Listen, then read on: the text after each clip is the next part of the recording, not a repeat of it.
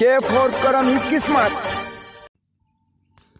आज का क्वेश्चन पूछा है कि स्वामी विवेकानंद की बुद्धि इतनी तेज क्यों थी। देखिए, आज मैं आप लोगों को बताऊंगा तो आप में से क्या सोचेंगे। यदि आप अपनी ऊपरी परत से सोचेंगे तो आपको ये अविश्वसनीय लगेगा। आदमी में बहुत परत होती है। गहरी परतों में सोचिए, निचली परतों में सोचिए, वहीं से उसका उत्तर मिलेगा। क्योंकि स्वामी विवेकानंद गहरे आदमी थे। अब गहरे आदमी को समझने के लिए गहरी बुद्धि चाहिए। सामान्य दिमाग से हम नहीं समझ सकते। देखने का प्रयास करते हैं कि स्वामी विवेकानंद की बुद्धि इतनी तेज क्यों थी। उनके बारे में कई जगह लिखा है कि 700 पन्नों की किताब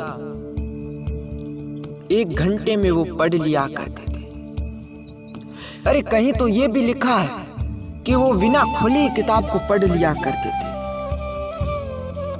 कोई चमत्कारी बात नहीं है, बहुत सामान्य सी बात है, बहुत सामान्य सी।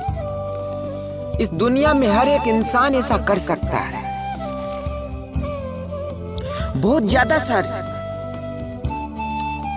और इसका एक उपाय है ध्यान, एकाग्र। क्योंकि आज की दुनिया सिर्फ भीड़ में जीती है, सिर्फ भीड़ में जीती है। और भीड़ में जीने से हमें अपने आप का भी पता नहीं चलता है।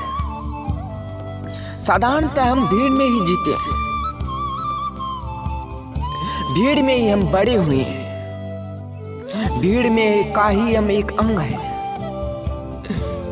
साधारणतः भीड़ हमारे भीतर भरी है।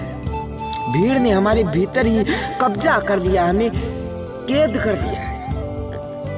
हमारे भीतर कोई एकांत स्थान नहीं बचा है, सिर्फ भीड़ भीड़ भीड़ ही है।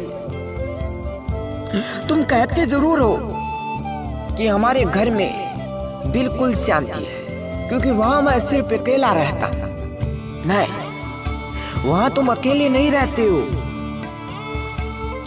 वहां पर वो बाजार, दुकानें, शास्त्र, मंदिर, मस्जिद सब रहते हैं। अरे अब तो तुम्हारे सपनों में भी भीड़ पीछा नहीं छोड़ रही। रात के सपनों में भी भीड़ पीछे आ जाती।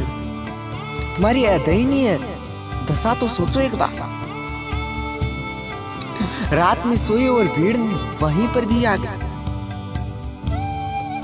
ना बुलाए मेहमान हैं वो, जो तुम्हारे भीड़ में आए हैं। उनकी कोई गलती नहीं है, गलती तो तुम्हारी है कि तुम्हारे सपनों में बिना बुलाए आ गए। और ध्यान रखना हो, उनका कोई कसूर नहीं है। वो आए भी नहीं, आपने बुलाया उनको। अभी तो तुम भीड़ हो, व्यक्ति हो ही नहीं। अभी तुम्हारे भीतर आत्मा पैदा ही नहीं हुई। 1000 तरह का कूड़ा करकंठ तुम्हारे अंदर भरा है। अभी तो सिर्फ तुम एक कबाड़ खाना हो, कबाड़ खाना। किसी की टांग, किसी के नाक, किसी के कान, किसी की आंख तुम्हारे अंदर है। अभी तो तुम ढेर हो, एक इकट्ठे हो। तुम एक ढेर हो, ढेर। तुम्हारे भीतर अभी तुम नहीं और सब कुछ है। कितने मजे की बात है ना कि यदि अपने अंदर ढूंढोगे तो अपनों को नहीं पाओगे, अपने खुद को नहीं पाओगे, पूरे संसार को पालोगे। परंतु साधक को शुरुआत में अपने को इस भीड़ से अलग होने की आवश्यकता होती है। अक्सर होता है कि लोग जब ध्यान करते हैं तब उनके मन में पूरा संसार आ जाता है। खाली बैठे होते हैं, ध्यान नहीं करते हैं, खाली हो जाते हैं। खाली होते ही वो भीड़ आ जाती है। तुम पसंद ही भीड़ को करते हो, भीड़ ही आएगी।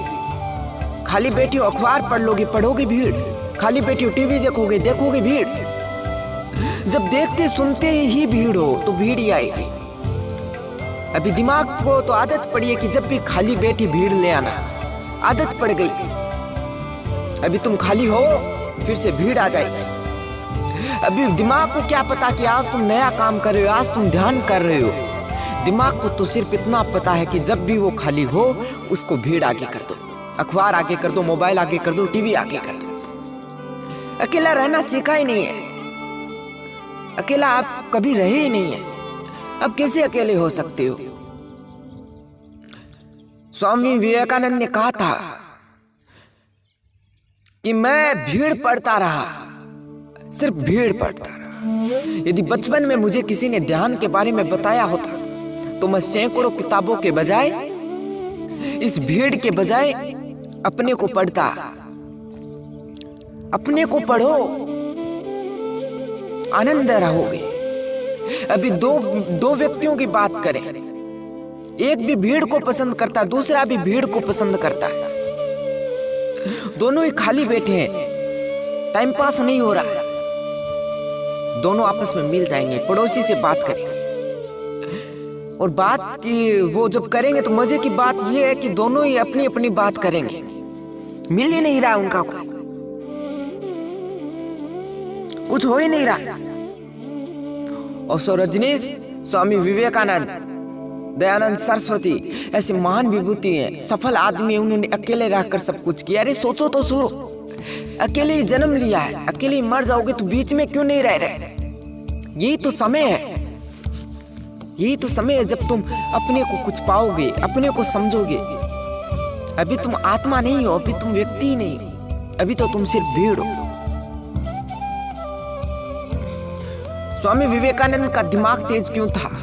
क्योंकि कल ही किसी ने मुझे पूछा था कि मैं 10 क्वेश्चन पढ़ता हूं, मेरे सिर्फ 5 याद रहते हैं। मैंने कहा ऐसा नहीं हो सकता, या तो 10 के 10 ही याद नहीं रहेंगे या 10 के 10 ही याद रहेंगे। वो 5 में निकल जाएंगे, परसों आए 5 में निकल गए। पढ़ो ना तो सिर्फ पढ़ो, पढ़ने बैठो तो पढ़ने की क्रिया बन जाओ, खाने बैठो तो खाना बन जाओ, सोने जाओ तो सोना बन जाओ। करो उस समय सिर्फ करो और कुछ मत सोचो। पढ़ रहे हो और मुंबई में हो, पढ़ रहे हो और दिल्ली में हो, कैसी बात है? पढ़ो तब सिर्फ पढ़ो, पढ़ रहे हो तो सिर्फ पढ़ना बन जाओ, बाकी सब भूल जाओ। पर ऐसा तो नहीं हो सकता ना, ऐसा तो मुश्किल है। अरे ध्यान ऐसा कराता है। दुनिया में करोड़ों, लाखों, हजारों ध्यान की विधियां खोजी गई, और विचित्र बात यह है कि सभी ने अलग अलग प्राप्त किया। स्वामी विवेकानंद ने अलग ध्यान करके किया ईश्वर को। इसलिए पढ़ो तो पढ़ना बन जाओ। मेरा कहने का अर्थ है जो काम कर रही हो उसकी क्रिया बन जाओ। एकाग्रता लाने के लिए ब्रह्मचार्य बेहद आवश्यक है। स्वामी विवेकानंद ने कहा था कि ब्रह्मचार्य के बिना एकाग्रता नहीं लाई जा सकती। काम वासना से मुक्त होना पड़ता है, संसार में खुद को जीना पड़ता है, खुद को समझना पड़ता है। मेरा कहने का अर्थ है कि ध्यान सर्वोत्तम है। इस दुनिया में सबसे अद्भुत चीज वर्तमान में ध्यान है। जिस व्यक्ति ने अपने आप को खोजना का चालू कर दिया, स्टार्ट कर दिया, वो व्यक्ति वैसे ही सफल हो गया। इस दुनिया में कुछ अलग करना है तो अकेला होना होगा, अकेला चलना होगा, अपने आप को अकेला समझना होगा, तब जाके बनोगे महान।